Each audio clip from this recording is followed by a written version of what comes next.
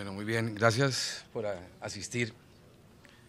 Quería comenzar agradeciendo a la Cámara de Comercio por la invitación en el día de hoy, particularmente a la doctora Lina Vélez y al doctor Rodrigo Puyo.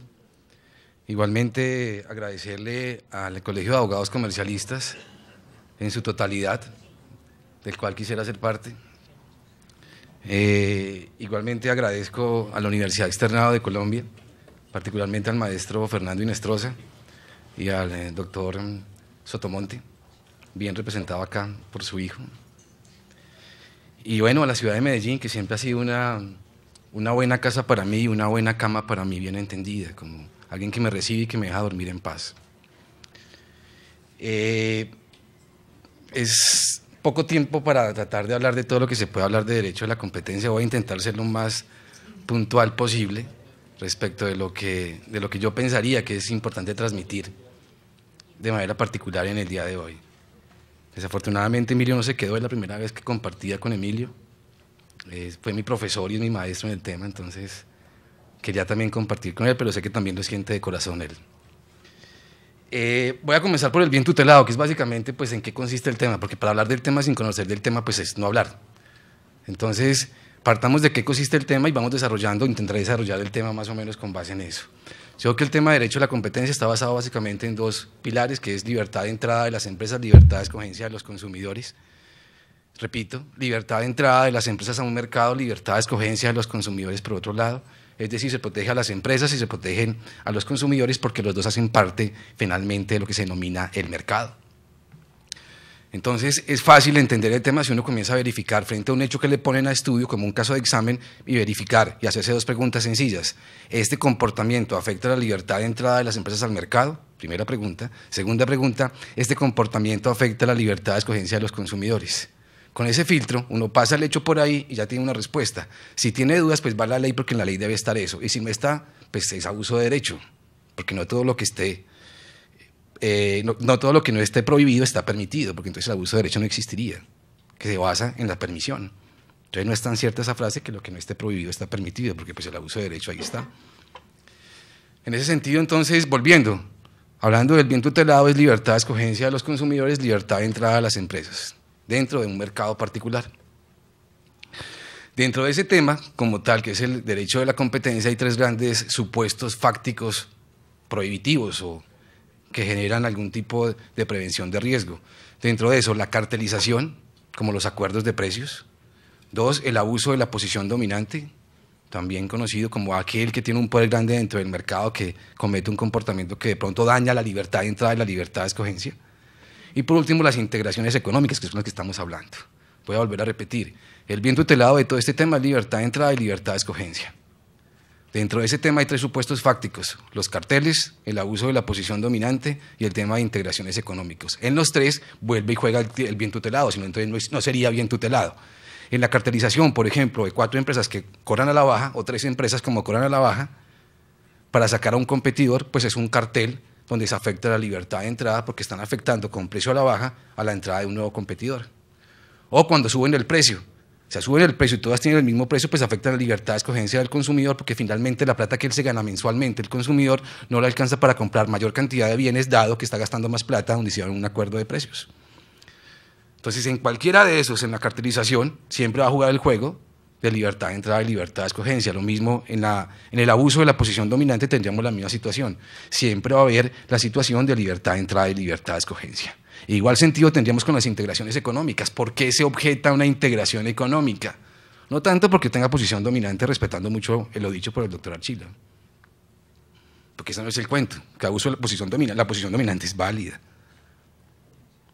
El punto sería es cuando esa integración genera límites a la libertad de entrada y a la libertad de escogencia, que es muy diferente, porque ese es el bien tutelado y las integraciones económicas son un supuesto fáctico para prevenir comportamientos futuros, más no que se castiguen comportamientos actuales, como son los carteles y el abuso de la posición dominante.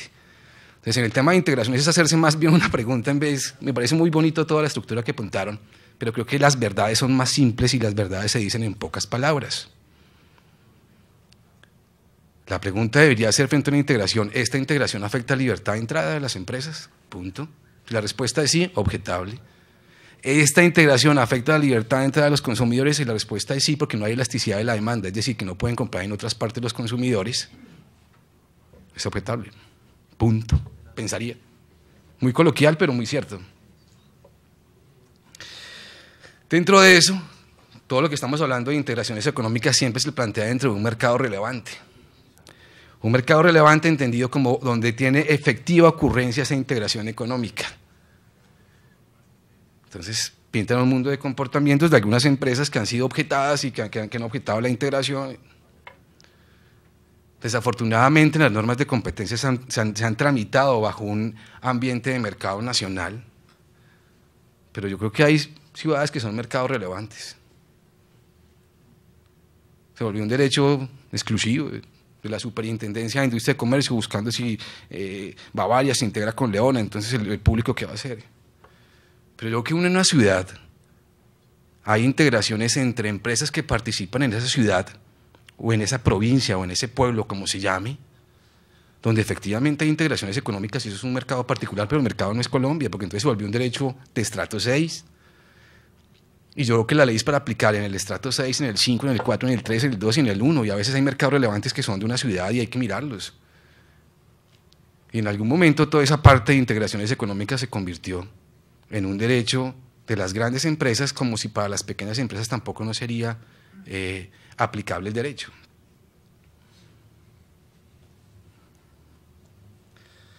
Pienso que todo esto ha sido, la palabra es fuerte, pero es cierta, todo ha sido una copia. Desafortunadamente nos toca trabajar en esa copia, porque entonces, ¿de qué vivimos? Pero pienso que hemos cogido muchas normas extranjeras y las hemos traído a Colombia. Alguien fue a Harvard y estudió 3 meses de Derecho a la Competencia, o fue a Londres y estudió 3 meses de Derecho a la Competencia, y pues se le olvidó que la ley es cultural, más no de viajes. ¿Cierto? Y es culturalmente, ¿qué tenemos culturalmente? Porque entonces no somos nadie, por eso nos falta tanta identidad, porque todo lo copiamos. Es mía culpa también, de todos pienso, pero sí falta un poquito de estudiar qué pasa en Colombia, qué economía tenemos, para verificar qué norma voy a tener, porque pues si voy a copiar lo de Londres, pues me tocará devolverme a Enrique VIII.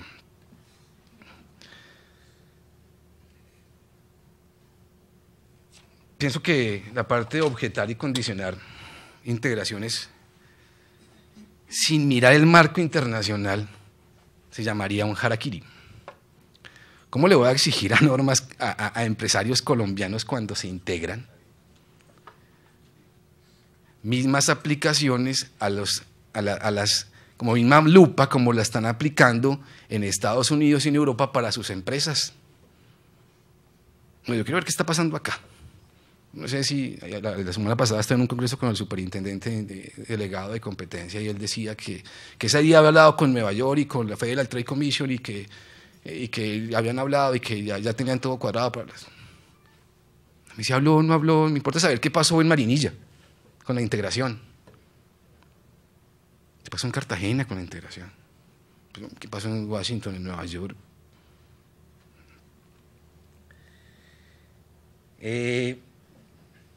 A eso viene un punto, es que pienso que el tema de integraciones económicas nunca ha tenido en cuenta verdaderamente mercados relevantes, que es el bien jurídico tutelado. Entonces se mira mucho Bogotá, Medellín, pero hay muchos más sitios donde efectivamente uno tiene que buscar que haya una competencia efectiva. Entonces todavía muy pequeños, pero creo que la pequeñez del tema se debe a que no lo dimos en pregrado. No sé cuánta gente la vio acá en pregrado, yo no la vi, y estoy viejo pero no tanto. ¿Cierto? Entonces poco a poco se ha ido dando, pero es muy reciente porque este tema nadie lo conoce, y si no lo conocen los abogados, tampoco lo conocen los jueces, por lo tanto es complicado a veces tratar de evaluar el tema, pero de acuerdo con Ramón, con lo que decía hoy, es cómo no vamos a creer en los jueces. Claro, con una dosis de error como la que tuvo todas las culturas del mundo. Pero hoy en día se gana un caso nombrando un libro extranjero, hoy vimos. Entonces se calla al opositor no a nivel de responsabilidad es igual a daño, culpa y nexo causal. O típico antijurídico y culpable si es el Estado vigilando una actividad de particulares. Se hablan de reglas de la razón, regla per se, no sé en qué parte de la ley en Colombia está eso.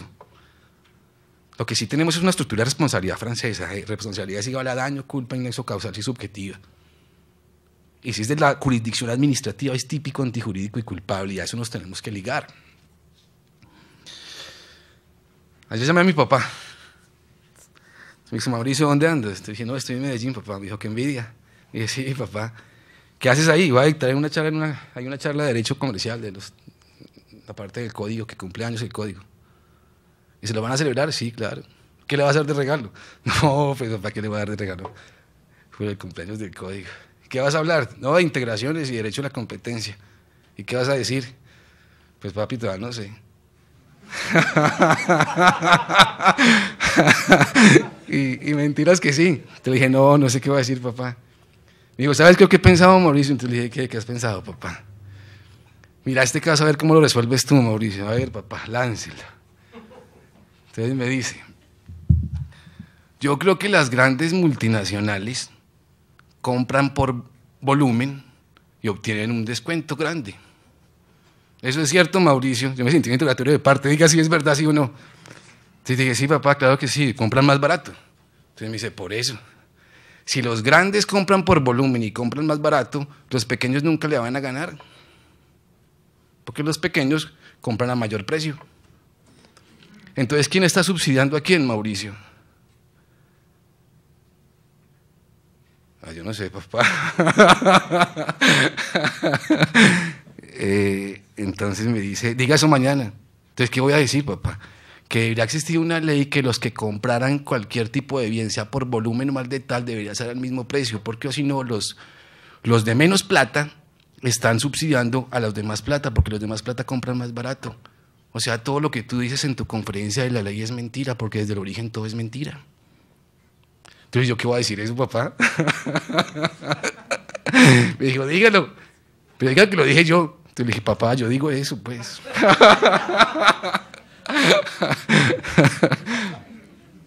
Bueno, entonces finalmente pienso que el tema es más filosófico y de lógica, es que lo que está pasando en el mundo es que Europa y Estados Unidos compran mucho más barato, porque compran por volumen, vienen a países en vías de desarrollo, como nos llaman a nosotros, que debería ser al revés, y nosotros, las empresas que tenemos no tanto poder afuera y en todos los mercados compramos menos cantidades pero más caro. Por lo tanto, la eficiencia del mercado no es el buen servicio, sino que los grandes están cobrando unos insumos, están comprando unos insumos a menores costos. Por lo tanto, la guerra está perdida desde el inicio.